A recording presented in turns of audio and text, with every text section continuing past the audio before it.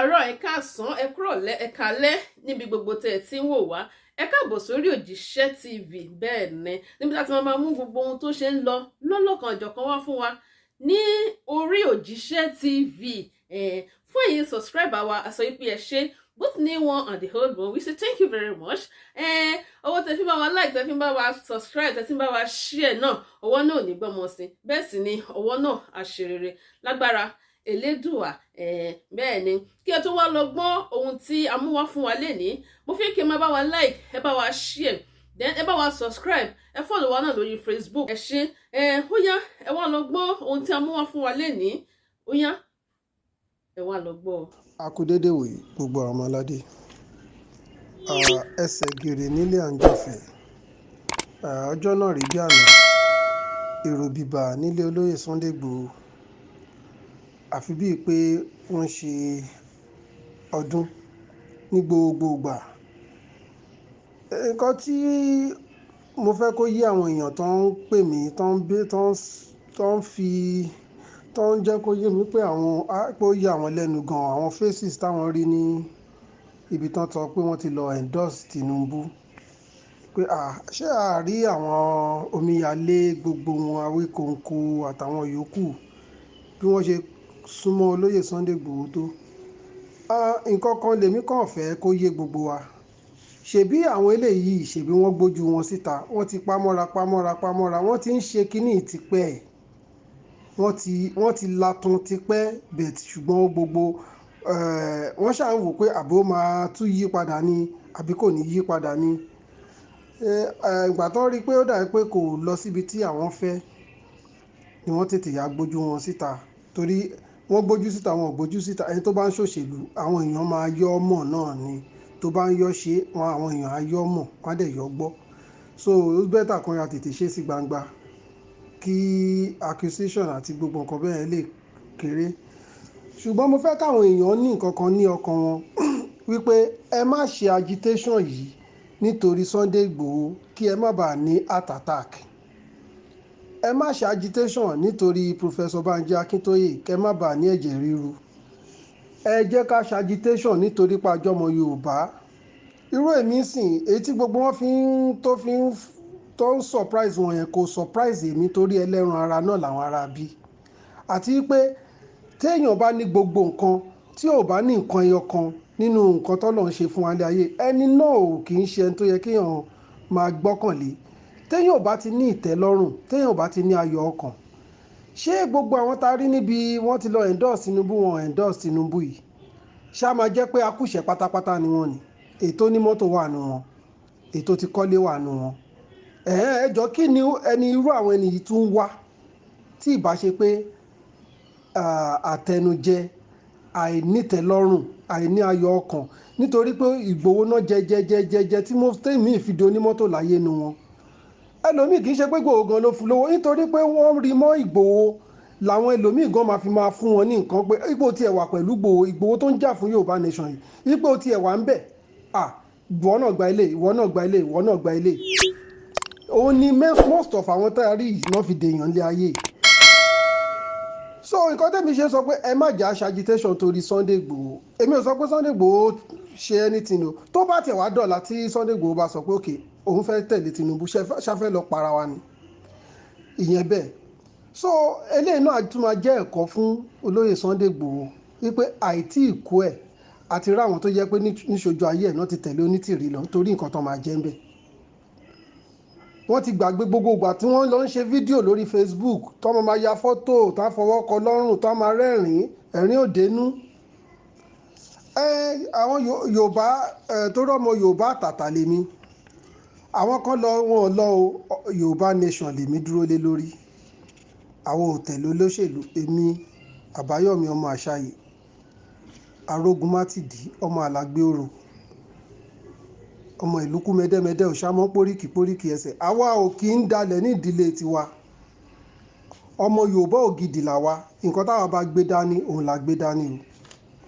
Yorùbá ti sọ fún wa pé àwọ̀ fẹ́lẹ́ bonú kò jẹ́ ká rínú àṣebí o Yorùbá náà ló sọ pé kòkòrò tó ń jẹ̀fọ́ ara ẹ̀fọ́ ló wà bí irú gbogbo àwọn tá à ń rí tí wọ́n ní ìwà ọmọlúwàbí kankan lára Yorùbá yìí náà ló sọ pé imú níkà kò jẹ́ ká gbóòórùn àṣebí. Àwọn náà dẹ̀ ló tún sọ pé oníkùn yẹn òun gangan ló mọ̀ọ́kà. So gbogbo àwọn pípù ìtàn gbójú síta àìmọye nínú agitation ìta ṣì mọ̀ tẹ́mi mọ̀ tí a ní láti máa dárúkọ tó yẹ pé wọ́n ti latan ti pẹ́, wọ́n ti latan torí nǹkan tá a máa jẹ yìí tí ò jẹ́ ká gbọ́n. Èmi ò lọ́rọ̀ púpọ̀ ju pé màá padà síbi tí a ti ń pariwo bọ̀ náà ní pé alákọ̀ọ́kọ́ kí a tó sọ pé a fẹ́ rí nǹkan a ní structure ìyẹn tiẹ̀ kọ́kọ́ wà number one. Àwọn olórí wa wọn ò ní structure kankan a dẹ̀ ti ń pariwo tipẹ́. Tí àìní structure ló jẹ́ kí ọmọ arábìnrin kan wọlé tó kó gbogbo àwọn èèyàn tó da gbogbo agitation rú. Mi ìfẹ́ dárúkọ ẹ̀, reason ni pé mi ìfẹ́ fún ní cheap publicity torí ó ti lulẹ̀ already pẹ̀lú gbogbo wọn. Wọ́n ti jọ lulẹ̀ pọ̀ tí bá kàn tó lọ ń dárúkọ ẹ̀ ó kàn máa jẹ́ pé orúkọ ẹ̀ gan ó irritate mi àti dárúkọ ẹ̀ mọ́ because ó ti lulẹ̀ kó dẹ̀ lulẹ̀ finally pẹ̀lú àwọn tiẹ̀ tán jọ lọ. So ara ìní structure ló jẹ́ kárábìnrin ìwọlé tá a sọ títí then a ní finance gidi kan. Òun náà mo tún pariwo bí a month ago. Wọ́n pariwo Yorùbá central account ẹjọ́ ọdún àwọn bàbá ayílóge kí náà fi owó yẹn gan ṣe ń sìn. Ọmọkùnrin tán pa nígbà bóyá tán lọ ṣe rally láìpẹ́ ìsìn ǹjẹ́ wọ́n ti fi owó ìpè ǹjẹ́ wọ́n pe àwọn family ẹ̀ àbí ìyàwó ẹ̀ ǹjẹ́ wọ́n help anything nínú life wọn àmọ́. Ìyá kan kú, a lot of people nǹkan ṣẹlẹ̀ kì í ṣe tó kú nìkan, a lot of project wà nínú agitation ǹjẹ́ wọ́n fi owó yẹn ṣe nǹkan kan wọ́n fi ṣe náà. Èmi ti sọ tèmi tí bá sọ̀rọ̀ àwọn kan ní ṣe bó close mọ́ bàbá Banji ǹjẹ́ o ti sọ fún wọn I have called bàbá Banji for anybody's information o. Èmi ti pè bàbá Banji Akíntóyè so many times mo dẹ̀ sọ fún bàbá ẹ̀ ní media team tó lágbára ẹ̀ ní ẹ ṣiṣẹ́ lórí media yín ẹ má jẹ́ kí every canary máa pè yín ṣé ó yẹ kó rí bẹ́ẹ̀ á pè yín ẹnìkan á pè yín ọ̀tọ̀wọ̀n á pè yín kí wọ́n ń ṣe nǹkan bẹ́ẹ̀ yẹn o ẹ ṣe báyìí bàbá dẹ̀ gbọ́ wọ́n dẹ̀ láwọn máa ṣe but till date èmi ò gbọ́ o. Èmi ti lọ Sùkútọ́nù so many times mo dẹ̀ ti sọ fún wọn nípa ọ̀rọ̀ structure báyìí ni mo ti ṣe ti tèmi kọ́lọ́hún jẹ́ kí gbogbo wàhálà tá à ń ṣe kọ́lọ́ má jẹ́ kó já sásán. Nípa diplomatic team a ti sọ fún ọ̀nà tá a máa gbégbà báyìí legal team kò sí legal team gidi kankan tó bá mẹ́yàn bíbá àṣẹ máa pe léègbé tọ̀hún gbogbo ẹ̀ kàn dàrú ni kò sí structure. Nípa ti ọ̀dọ̀ olóyè Sunday Igboho mo ti láǹfààní àti bá wọn ṣe meeting rí tí lady tó ń pè ní Ṣọlá kò gbọdọ̀ kú náà wà ní meeting pẹ̀lú àwọn bàbá ọlọ́dẹ kan mo dẹ̀ sọ fún olóyè mo pọ́n wọlé níbẹ̀ mo dẹ̀ sọ fún wọn pé bàbá kò sí structure o báyìí ni wọ́n dẹ̀ ní ok kì í ṣiṣẹ́ pẹ̀lú àwọn bóyá Ṣọlá kò gbọdọ̀ kú but how can Ṣọlá kò gbọdọ̀ kú handle nǹkan tó jẹ́ gbogbo national issue tó jẹ́ pé ilé ló wà home base ẹnìkan ò lè jókòó sí Germany kó coordinate ẹ̀ kò possible. Níjọ́ yẹn Ṣọlá kò dọ̀dọ̀ sọ fún mi pé àwọn náà ní structure àwọn ti ní sọ̀rọ̀ àwọn ní over 3,000 people nínú database wọn ẹjọ́ ṣé database ò yàtọ̀ sí structure ni. Ok ẹni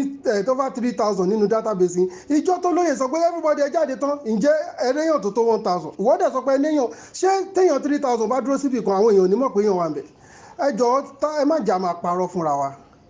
má jẹ́ kákan máa ṣe èmi mo fẹ́ ṣọ̀gá until tí a bá ní finance tó ta ṣe structure a níbi lọ tá a bá ní finance gidi mo ti máa sọ tipẹ́ tá a bá ní financial strength tó lágbára tá a dẹ̀ ní tó yẹ pé àwọn tó dẹ̀ lè gbé làákàyè wa wọ́n dẹ̀ sọ pé ẹja ṣe báyìí táwọn tó dẹ̀ fẹ́ gbówó lẹ̀ ò dẹ̀ dúró lórí pé táwọn bá ti gbówó lẹ̀ àwọn fẹ́ dọ̀gá everybody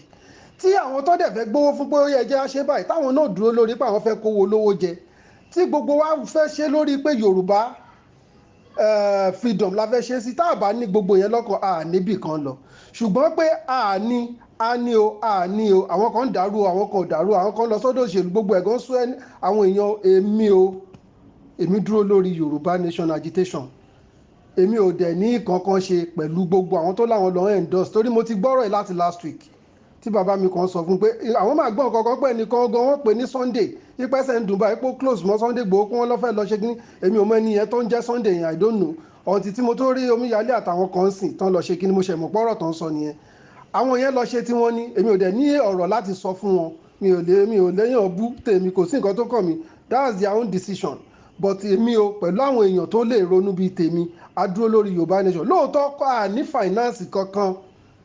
tàbí tá a bá ń tọra wa lókù tẹ́ni bó bá kàn pariwo Yorùbá nation kò sí financial strength kankan. Mo ti máa ń sọ kì í ṣọ̀rọ̀ 1 million 2 million ni kìdẹ́ ṣe pa fẹ́ lọ dà nǹkan rú. Èèyàn máa ń fi làákàyè gbé nǹkan lẹ̀, èèyàn máa ń tò nǹkan ni. Ṣùgbọ́n àwọn èèyàn wọ ọ̀rẹ́dì àti gbé làákàyè kalẹ̀ pé ẹja ṣe báyìí ẹja ṣe báyìí ẹja ṣe báyìí. Wọn ọ̀rẹ́dì wọ́n kàn ṣàfẹ́ lọ gba Yorùbá nation ni. Ṣé àdẹ ti rí gbà? Gbogbo àwọn project tó yẹ ká ṣe ká náwó lé lórí kí gbogbo nǹkan lè dúró, kí gbogbo èèyàn gbọ́n máa wò wá gbà àwọn ilé la fẹ́ bá ṣe. A lè ṣe akọ̀ǹtakora wa ní afẹ́ jagun ogun náà ṣe ti wá rí jàdísìn. Èmi ò ní fẹ́ dárúkọ àwọn project kọ̀ọ̀kan kó má dà pé ó ṣà máa ń tẹnumọ́ kí ni ó máa ń tẹnumọ́ látijọ́ takú ti ń ṣe. Tó bá ń sọ pé ta ló yẹ kó ṣòṣèlú ju èmi yìí number 1 ni because èmi ní ẹbí ẹ̀gbọ́n mi tó jẹ́ commissioner presently ní Ogun State tó wà ní APC. Kì í ṣe pé politics àwọn tí wọ́n wà ní alátakò àwọn náà ń ṣèjọba lọ́wọ́ tá dẹ̀ máa ń pàdé yín ò dẹ̀ dá àárín wa rú gẹ́gẹ́ bí ẹbí.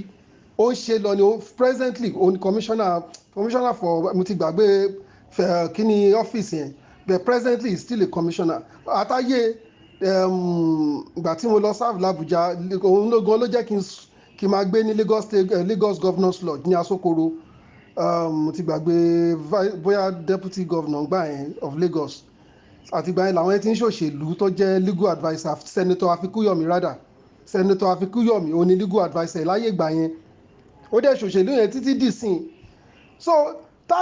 téèyàn bá fẹ́ ṣòṣèlú kò sí nǹkan tó ní kéèyàn má lọ ṣe ṣùgbọ́n nǹkan téèyàn bá fẹ́ ṣe tó mọ̀ pé òun fẹ́ dúró lórí ẹ̀ kó dúró lórí ẹ̀ kì í ṣe pé kó wá fẹ́ ya ẹsẹ̀ kan sínú agitation kó ya ẹsẹ̀ kan sínú òṣèlú ìyẹn ò pọ́n wálé.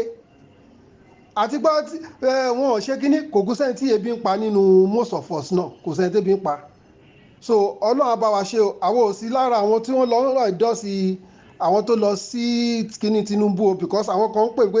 ìwọ náà ti ẹ̀ sọ̀rọ̀ àmọ́ bí tó tò sí ibi tí mo tò sí ni mo sọ yẹn èmi ò ní nǹkan kan ṣe pẹ̀lú olóṣèlú kankan Yorùbá nation lèmi dúró lé lórí. Ire o.